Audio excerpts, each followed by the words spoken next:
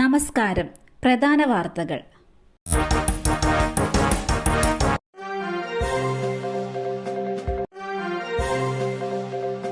പാചകവാതക സിലിണ്ടർ വിതരണ തൊഴിലാളികളുടെ ബോണസ് തർക്കം പരിഹരിച്ചു.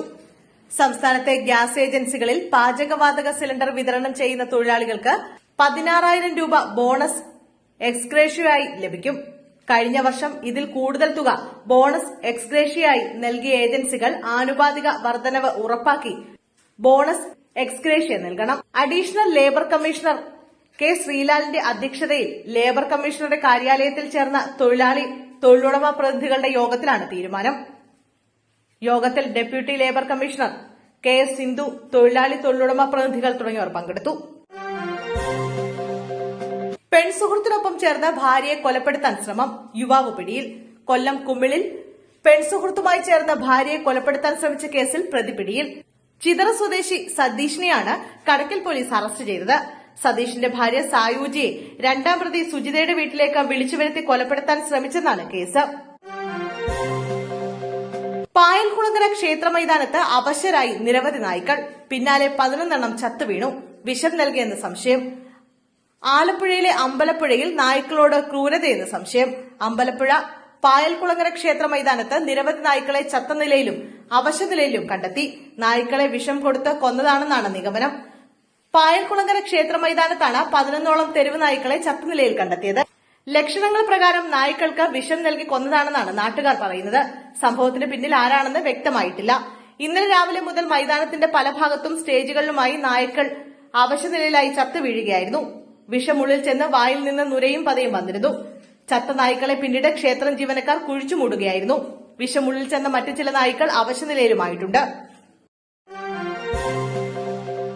പ്രവാസികൾക്ക് ഓണസമ്മാനം. തിരുവനന്തപുരത്ത് നിന്ന് നേരിട്ടുള്ള പുതിയ സർവീസ് തുടങ്ങി എയർ ഇന്ത്യ എക്സ്പ്രസ്.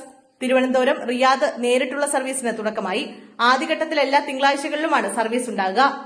IX 521 വൈകുന്നേരം 7:55 തിരുവനന്തപുരത്ത് നിന്ന് പുറപ്പെട്ട് രാത്രി 10:40 റിയാദിൽ എത്തിച്ചേരും.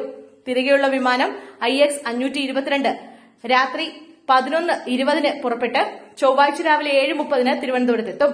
പ്രവാസികളുടെ ദീർഘകാലമായുള്ള ആവശ്യമായിരുന്നു ഈ സർവീസ്.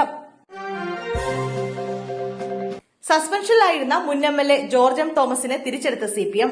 ഗുരുതര ആരോപണങ്ങളെ തുടർന്ന് സസ്പെൻഷനിലായ മുൻ MLA ജോർജ് എം തോമസിനെ തിരിച്ചെടുത്ത CPM കോഴിക്കോട് ജില്ലാ സെക്രട്ടേറിയറ്റ് അംഗവും തിരുവമ്പാടി മുൻ MLAയുമായ അദ്ദേഹത്തെ കഴിഞ്ഞ വർഷം ജൂലൈയിലാണ് സസ്പെൻഡ് ചെയ്തത്.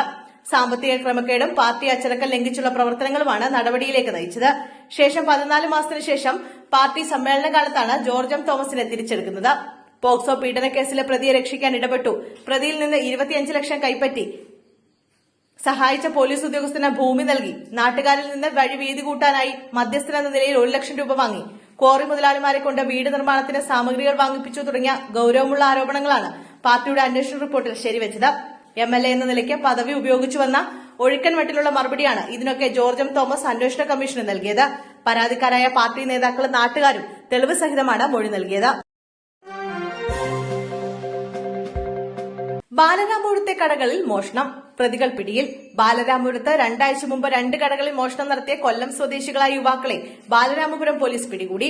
കൊല്ലം ഇരവിപുരം സ്വദേശികളായ സജിൽ, അനന്തുരവി എന്നിവരാണ് പിടിയിലായത്.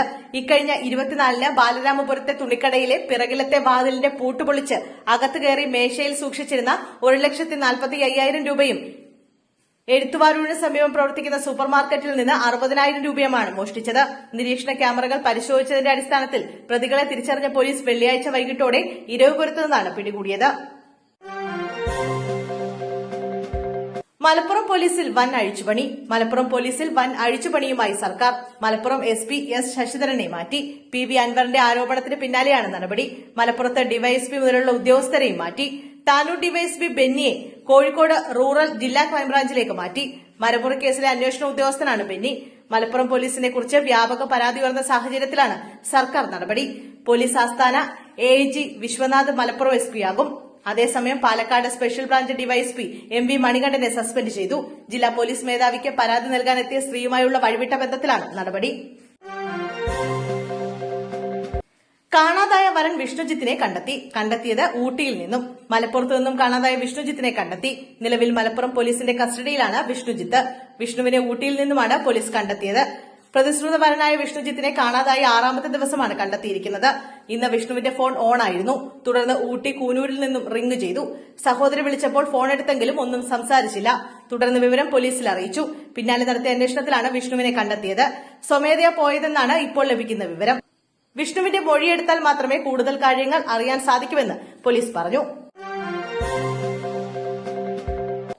കാലിലെ ബാൻഡേഡ് മകൻ തിരിച്ചറിഞ്ഞു. കൊല്ലപ്പെട്ടത് സുഭദ്ര തന്നെയെന്ന് പോലീസ്. കടവന്ത്ര സ്വദേശി സുഭദ്രയുടെ തിരോധാനവുമായി ബന്ധപ്പെട്ട് ആലപ്പുഴ കലവൂരിലെ വീട്ടിൽ നടത്തിയ പരിശോധനയിൽ കണ്ടെത്തിയ മൃതദേഹത്തിന്റെ ഭാഗങ്ങൾ കാണാതായ സുഭദ്രയുടെ തന്നെയെന്ന് സ്ഥിരീകരിച്ച് പോലീസ്. സുഭദ്രയുടെ മക്കളെത്തി മൃതദേഹം തിരിച്ചറിയുകയായിരുന്നു.